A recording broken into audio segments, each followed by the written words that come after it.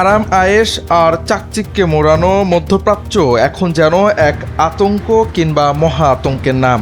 ইরানে যুক্তরাষ্ট্র ও ইসরায়েলের হামলার পর মধ্যপ্রাচ্যের এই আতঙ্ক ও উত্তেজনা বাড়ছে পাল্লা দিয়েই। যুদ্ধের গত 10 দিনে এই অঞ্চল থেকে যুক্তরাষ্ট্রে ফিরে গেছেন 43,000-এর বেশি মার্কিন নাগরিক। মার্কিন পররাষ্ট্র দফতরের বরাতে এই তথ্য প্রকাশ করেছে বিবিসি।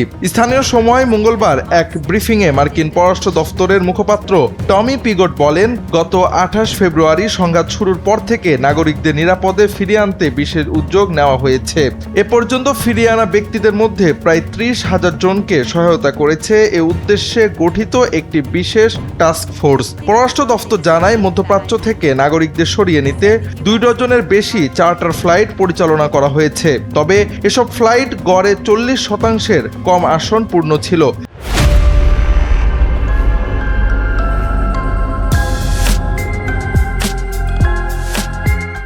কারণ অনেক মার্কিন নাগরিক বাণিজ্যিক ফ্লাইট ব্যবহার করে নিজ উদ্যোগেই দেশে ফিরেছেন।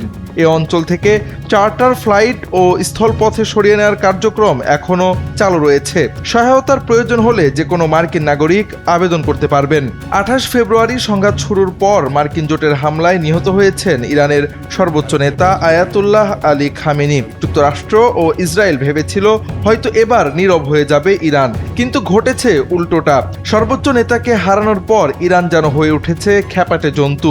মধ্যপ্রাচ্যের বিভিন্ন দেশে থাকা মার্কিন ঘাঁটিকে টার্গেট করে একের পর এক হামলা শুরু করেছে দেশটি। পাল্টা প্রতিক্রিয়া আসছে মার্কিন জোটের পক্ষ থেকেও। ফলে মধ্যপ্রাচ্য রূপ নিয়েছে পুরোদস্তুর রণক্ষেত্রে।